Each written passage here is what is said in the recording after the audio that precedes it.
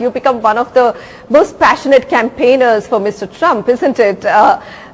Ivanka and Jared have actually opted out of the 2024 presidential race. They've said they want to take a step back.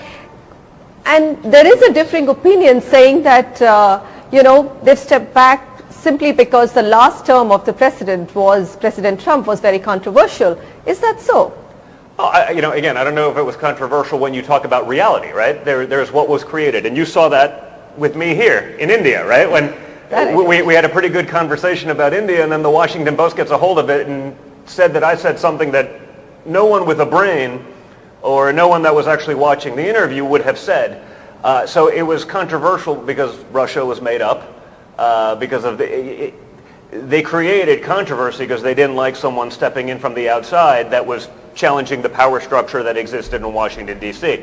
For me, I guess during politics I found out I have the stomach for that. Not everyone does. Not everyone wants to deal with that all the time. I mean, it's a brutal and it's a vicious game. For me, that happens to be a happy place for me. I like the fight. So it's good. Ivanka and Jared, they were incredibly dedicated to that. But, to do that again and to go through that process, brutal is the word you use. Oh, it is. I mean, like I said, look at. I'm seeing your social media account on a daily basis. I mean, that's you have to fight. But again, look at what.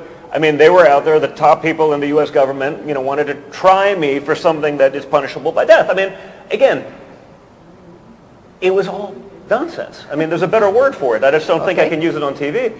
But it was all nonsense, and they all knew it. But it didn't matter. You see what's coming out this week with Twitter. It was all nonsense.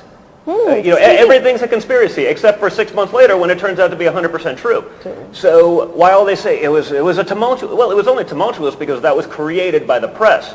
When you actually look at what was delivered, the lowest all-time, unemployment numbers, highest GDP growth, highest income, every minority across America was doing better at all-time records. I mean, so I don't know. I think the average American living in America right now, after 2 years of a Democrat administration and borderline gross incompetence, with someone who can't get through a 2-sentence speech with a teleprompter, I don't think the average American thinks they're doing better now than they were 2 years ago or 4 years ago, and frankly, even in the midst of COVID.